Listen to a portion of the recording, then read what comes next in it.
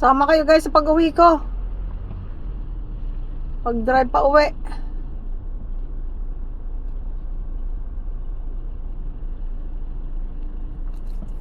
Tatlong araw na hindi ako nakapunta ng garden. Araw-araw, maulan. Hindi naman malakas, pero talagang hindi mo na kailangan magdilig. Ay, nakapark pala tong isang to. Nakapark ba yan? Yes.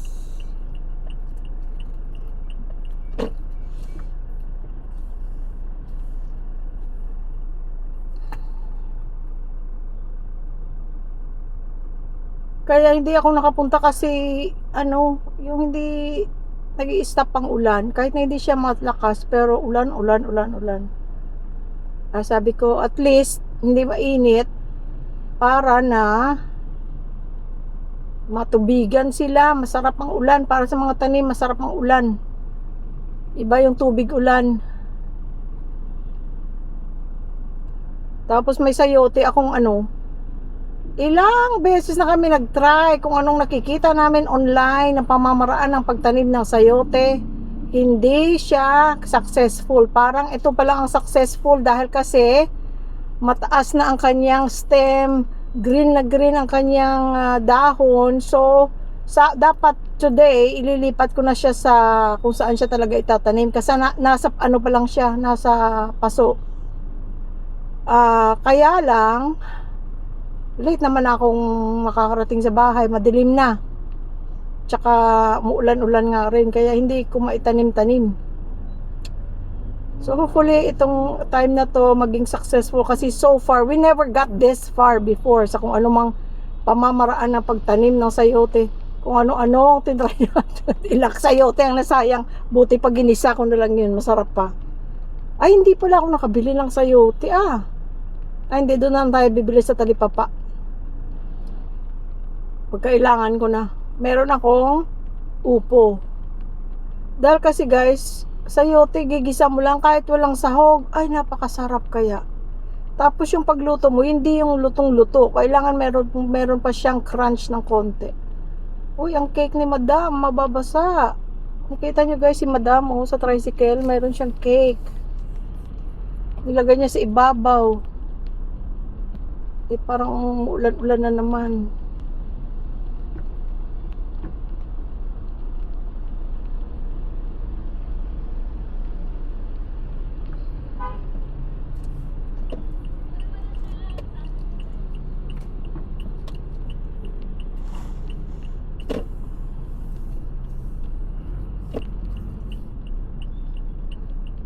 Ayan guys, Friendship Main Gate Terminal. Mga terminal ng mga jeep. Ito naman sa kabila, terminal ng mga bus. Sa harap naman ng SM terminal ng bus. Papunta sa NAIA, papunta sa Trinoma, kung saan-saan. Nakasakay na ako one time, twice pala, papuntang NAIA at pabalik. Kung hindi nyo pa napanood ang vlog noong Marso, nung pumunta ako sa Rojas City, sumakay ako ng bus papuntang NAIA. Ang bilis lang guys, a little over an hour. Very smooth. At saka hindi nakaka-nervous the way mag-drive yung nasakyan ko. Nakakaano pa, the same exact bus, same exact driver and conductor, nasakyan ko pa uwi. Few days later. Which is good. I like the way he drives. Kasi minsan sa mga bus, di ba, yung parang by the time nakarating ka sa pinuntahan mo, lasog na yung isip mo at katawan. Lasog na katawan mo, lasog pa ang isip at ang nervyos mo. Grabe. Pero yung twice kong experience, very good naman.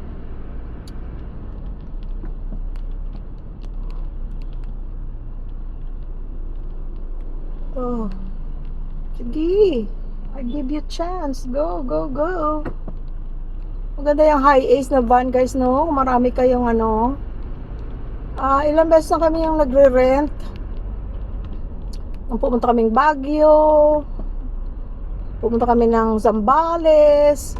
Maganda siya. Very spacious. Tsaka okay ang takbo.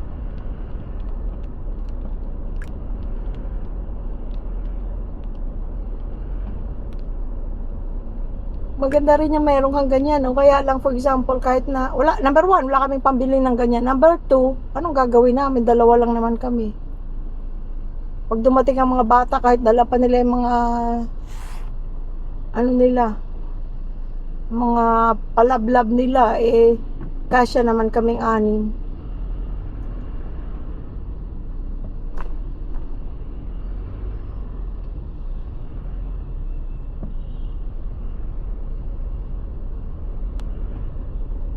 So guys, mga taga Angeles dyan, ito na Balibago. Sino yung taga Balibago dyan? Do you miss your place?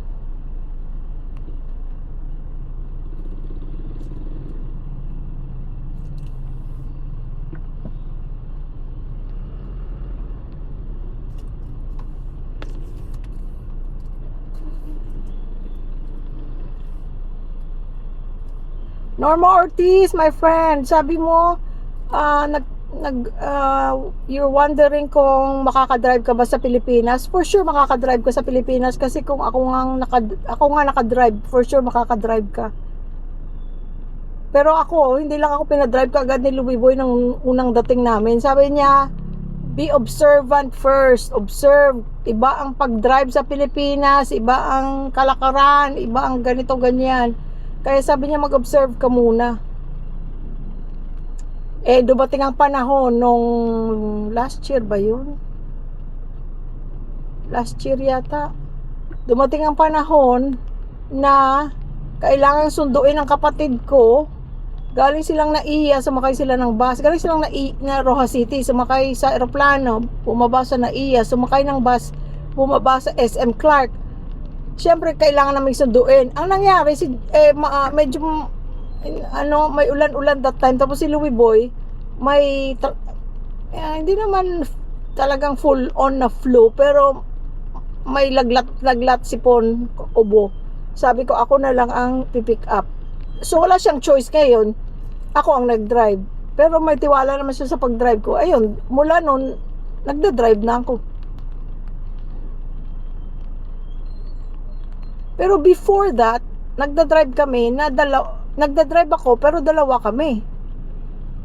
Kasama ko siya, nag-drive akong Tarlac, pero kasama ko siya. Nag-drive kami papuntang Bulacan, pero kasama ko siya. Pero yung ako lang mag-isa, wala akong kasama sa sasakyan, yun ang first time na hinayagan niya ako kasi susunduin yung kapatid ko sa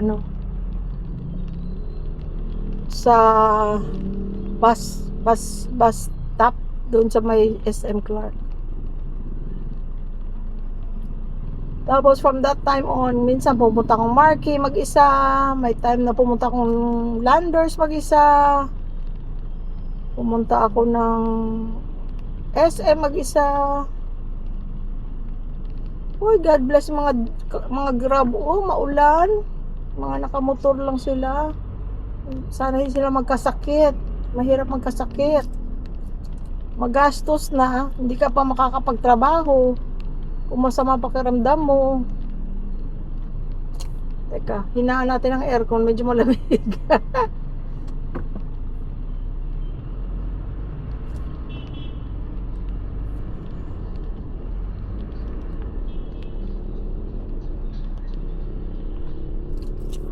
(5:30) na ng hapon. Ayan guys, so ewan ko nakikita nyo. On the left, to the left is LA Bake Shop. Hindi pa ako nakapunta dyan, pero nakapag-order na kami ng Grab. Pero the first time na na-try namin yan is from ate. Yung cheese bread nila, ay ang sarap guys. Hindi pwede mong ipapasalubong. Napaka masarap. Medyo may tamis lang ng konti. I wish na less ang tamis niya kasi nakakaumay pagka kung medyo mas more alat-alat siya and konting tamis, mas better. Pero siya, very good. Very, very good.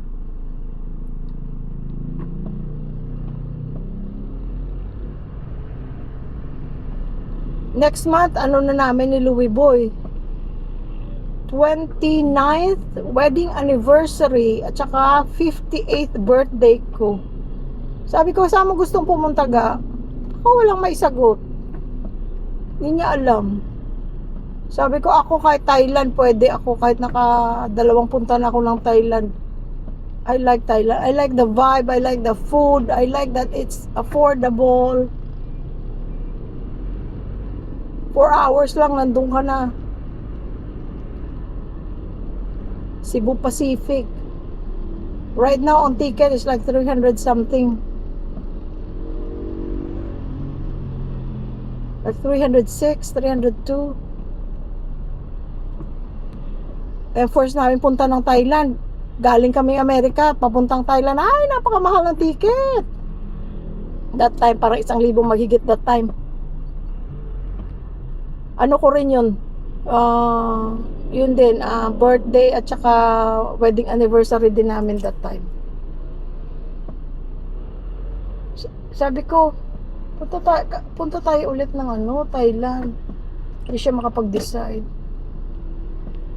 Gusto niya Korea. Kaya lang sabi ko, Korea, we're planning to go in August to meet up with JR's girlfriend's family.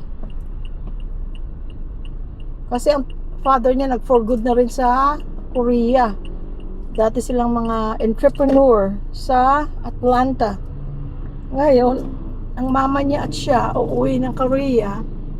Although si Yuri, sa California yung pinanganak. Pero lumaki sa Atlanta, Georgia. So, uuwi daw sila. Sabi namin, lapit ng Korea. Punta kami para ma-meet namin si father. We'll see kung kung papayag ang Diyos na yun ang ating gagawin. Kasi mga plano natin, ipinagdadasal naman natin. Para mag-guide tayo sa tamang desisyon. Ang tao may free will, okay? Ang tao may free will. Ang Diyos ay hindi yung ipipilit niya yung gusto niya para sa iyo. Binibigyan kanya ng free will para bakit nandito ako? Dapat nauna na ako. Binibigyan kanya ng free will para decide para sa sarili mo. But if you pray, you ask for guidance, and you say, your will be done, dear Lord, i-guide ka niya sa tamang way. Nasa iyo pa rin yun. Kung talaga ipipilit mo yung gusto mo, yes, that's fine. You just take the consequence. Kung ano man yung consequence na yun, kung mali ang napili mong desisyon. Or di kaya hindi ka humingi ng guidance. Basta, marunungan ka, nagdunong-dunungan ka. Pipilit mo yung gusto mo, ipipilit mo yung what you think is best for you. So, pwede rin yun. Kaya lang, kung anong consequence, then you have to accept it. Or you have to go through it. Pero if you ask God's guidance and you say, Thy will be done, dear Lord, not mine. Whatever is best for me and my family will be done. Amen. Igagad ka ng Diyos. You just have to unahin mo yung ano ba sa Tagalog? Pagkinig at alamin ang kagustuhan ng Diyos. Hindi mo ipipilit yung kung anong gusto mo dahil gusto mo. Pwede naman yun. Kaya lang, yun nga lang, kung anong consequence. Ganun pa man. Hindi mo pinili ang gusto mo. Napunta ka sa masama. You have to take the consequence. Humingi ka pa rin ng guidance and tulong. God will take you out of that bad situation. Like I said, wala tayong religion na pinag-uusapan. Politics and religion we don't like. All I'm saying is yung personal relationship with God, kasi ang religion mo cannot save you. Ano mang religion mo, it will not save you. It's by the grace of God that will save us all.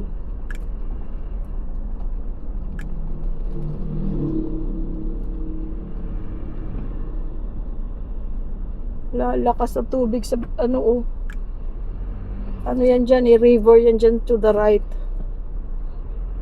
Lakas ng agos. Ang dami mga ano ba yan? Naliligo ba yan sila? Liligo siguro sila. Pero yung tubig hindi siyempre clear.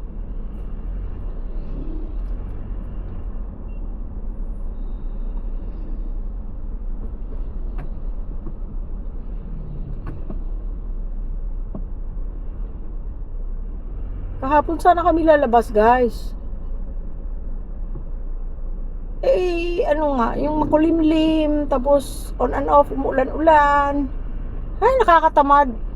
Lumiboy nanood ng TV. Kami naman ako naman natulog.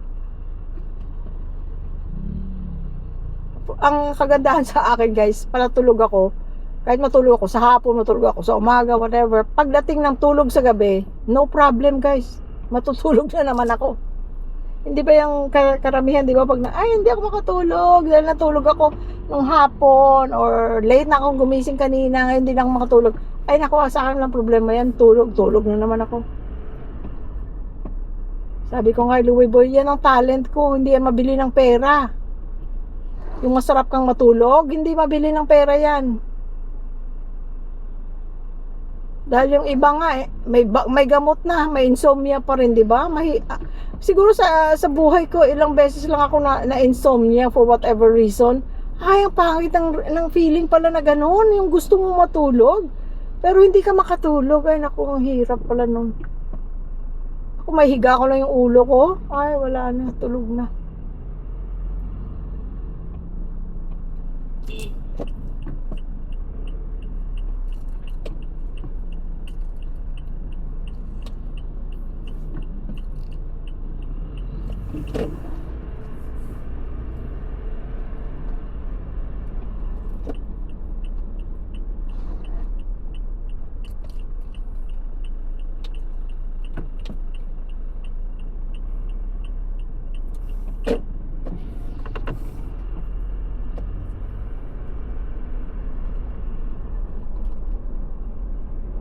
Mr. Padilla, sabi mo meron palang bagong hospital na nagbukas, yung sabi mo, Pampanga Provincial Hospital sa Clark. Hindi pa namin nakita yan, pero yung Clark Medical City, nakita na namin, ang ganda niyan.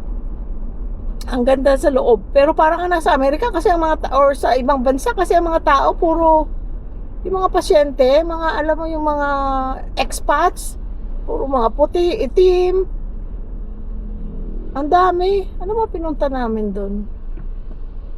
Yung trigger finger yata ni Louie Boy. Kasi may trigger finger siya. So, nagpa-inject siya ng steroid.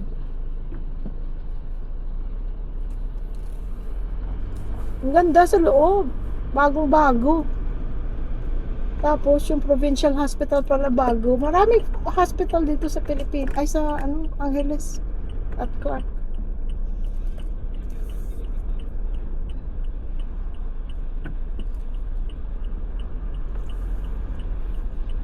Ito shortcut namin, guys, from SM. Pwede kang dumaan dun sa tawag dito sa MacArthur Highway. Pwede. Kaya lang minsan doon traffic. Dito mas malapit.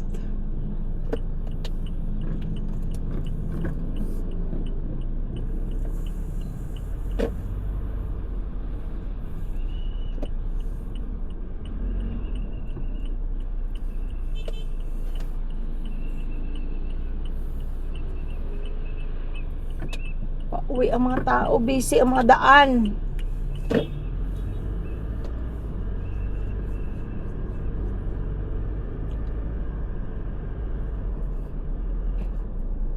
Yan ang McDo sa left side, tapos Jollibee, tapos Chowking. Yan ang mga kusina naming dalawa ni Louie Boy, guys. Kanina kain namin lang, 200 pesos. Kanin, manok, each, dalawang meal bale. Tapos may drinks na yun. Ang laki ang piraso ng manok, tapos may rice, tapos drink. 99 pesos each.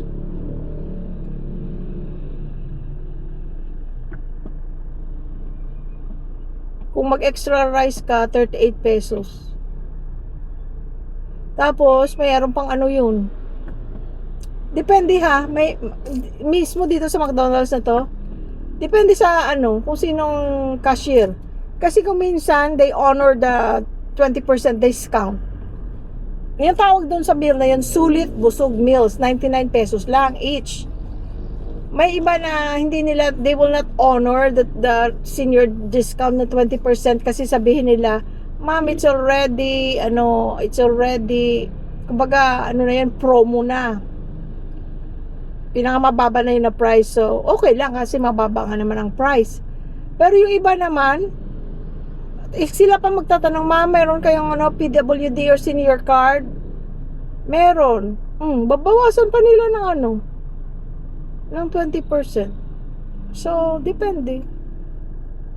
Ako hindi naman ako nakikipagtalo. Pag sinabing hindi pwede, di hindi pwede. Pag sinabing pwede, pwede. Thank you. Pero naintindihan ko kasi kagaya ng sa Samgyup Salamat, yung Korean barbecue, all you can eat, $5.99. Ang regular price nila $6.99, pero several times na kaming nakapunta, it's always $5.99. Pero sabi nila, the regular price is $6.99. Kaya if you use a senior card, they won't honor it. Sabi nila, no, that's already a low price, promo price na yan. Kasi ang regular price is $6.99. But I've never been na $6.99. Ang price is always $5.99. But, okay na rin yun. Kasi nga, kung ang regular price is $6.99, yun, meron ka ng discount. Next month, 58 years old na ako. Tapos, na lang, 2 years after that. Meron na rin akong senior discount.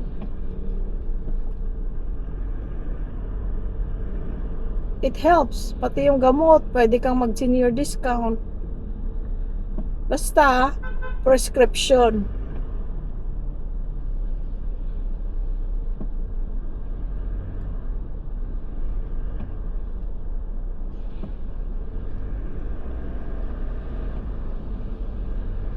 Alala nyo guys, nung last namin pumunta ng Talipapa, kaya sabi ko, ba't nandito na kayo sa labas?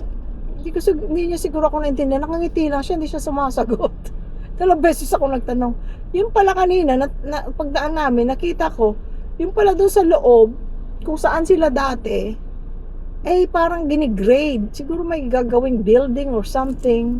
Or baka, I don't know. Next time pagpunta ko, magtatanong ako, ano ba yung ginagawa? Baka sana gawa sila ng yung, yung, kasi parang lang yung, nila yung, gawa-gawa lang nila yung, yung roof, ang tawag doon, yung, ano ba tawag doon? Yung mga, ano ba yun? Oh my gosh, what's the word? Trapal. Yun. Yung trapal, at saka mga tukod-tukod lang. Siyempre, pag maulan, mahirap. So, I don't know kung yun ang ginagawa para sa kanila dyan, sa mga nagtitinda dyan. So, ngayon, habang ginagawa yun sa loob, sila nasa sidewalk nagtitinda. Lahat dati na nasa loob, nasa labas na sila. Nasa sidewalk na sila. Kasi nga, ginigrade. Kanina may nakita kong parang grader. Doon sa loob ng kung saan sila. Ayun pa, may talipapa pa doon, sa right, Iba naman yan, ang mga gulay. Kaya lang, ayoko nang dumaan dahil ayokong abutan ng ulan. Kasi pag umulan, kanina, parang ang lakas. Ewan ko lang kung malakas talaga, pero ang lakas sa loob doon ng hypermarket. Maririnig mo yung yung, ayun na sila guys, so nasa labas na sila.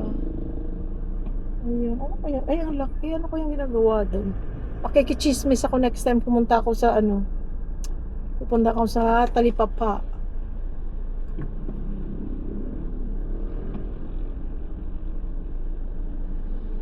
Bukas hindi na ako lalabas. Luluto na lang ako.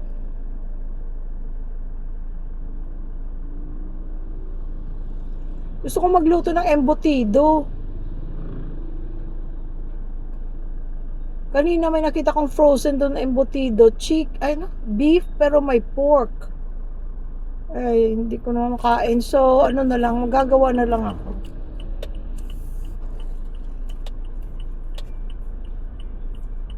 Meron naman akong steamer. Pag masarap, bibigyan ko aming neighbor. Nagbibigayan kami ng ng ulam.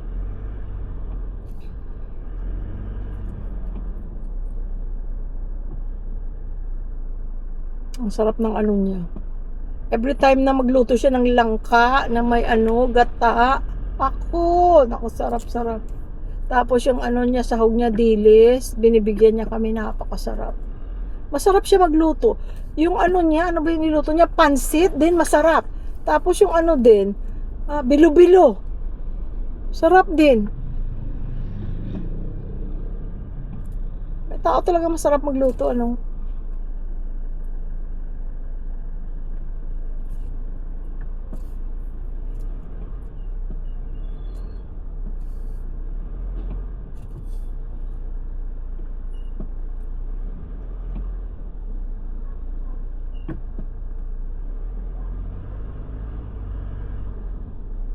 Dalawang taon na kami guys sa Pilipinas. Happy to be here. Thankful to be here.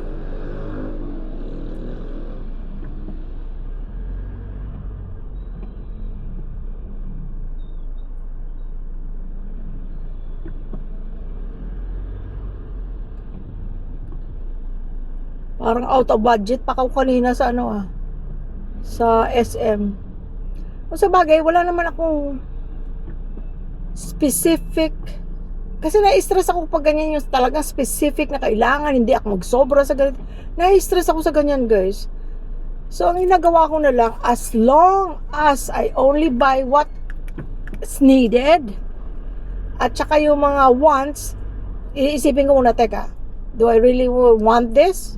Kasi kahit hindi siya need, but I really want it, and then I can afford it, okay, bibilhin ko.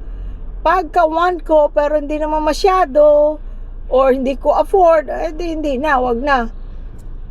So, yun na lang iniisip ko, guys. Teka, nandito na tayo. Yun na lang iniisip ko. Basta, ang binibili ko, kasi pagkain naman yun, basta need, okay na yun. Ayokong may specific na amount, kasi ma-stress ako, guys. Ang feeling ko, guys, sa kaka-stress ko, hindi ko na mabili yung dapat na bibilihin ko. At saka kailangan sa akin may listahan. Kasi, pag may listahan ako sa bahay pa lang, alam ko na, I have an idea of how much I will spend. Tapos kung medyo marami sa listahan ko, uunahin ko na lang yung, ito, pwede naman talagang wala pa muna, or meron pa naman ako, next time na. Yung ganon. So, doon yun ang klase ng budgeting ko. Kasi yung budgeting na, for example, kailangan mag-ano ko lang 100 lang. Hindi ka na sobra, hindi yung sasakit ang ulo ko niyan, guys. Hindi ako pwede sa ganun. Basta, may listahan ako. Importante sa akin ang listahan. Doon pa lang nag-start doon ang pagbabudget ko sa listahan ko. Ang tinitingnan ko yung, ito kailangan talagang maibili ko today. Yon. Ang mga sunod na sa listahan, ito, pwedeng wala, pwedeng bilhin, ganon. Pero pag masyadong mahaba listahan ko, ay, uunahin ko lang yung kailangan ko really that time. Ewan ko sa inyo guys, anong style lang pagbabudget nyo? Kasi iba-iba tao, no? Whatever works for you, there's no right or wrong. Ang importante, kung ano man yung budget natin na tinatawag, ay hindi natin ninakaw, hindi natin ipinag-utang. Ang utang okay lang emergency, pero kung araw-araw ka na nangungutang, hindi pwede, no?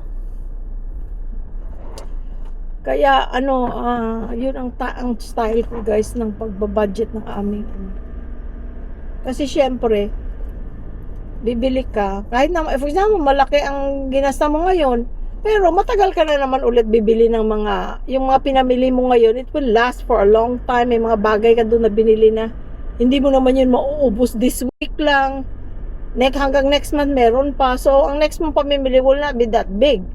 Kaya ganun guys, hindi ako nagbabudget ng specific amount. Kasi next time for sure, pagpunta ko ng grocery will not be as big as what I I did today. Kasi yung mga bagay na hindi ko naman magagamit this week, oh, next month na ulit ako makakabili, di ba?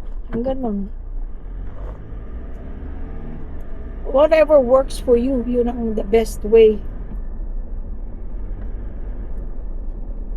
Basta ako, importante sa akin ang listahan. Kasi kung wala akong listahan, mabibili ko yung mga hindi ko naman dapat bilhin. Pero yung kailangan ko pala, hindi ko nabili dahil wala na sa isip, nakalimutan na. Okay guys, hanggang dito na lang ang ating pagkukwentuhan. Maraming salamat sa pagsama. Hope to see you all soon.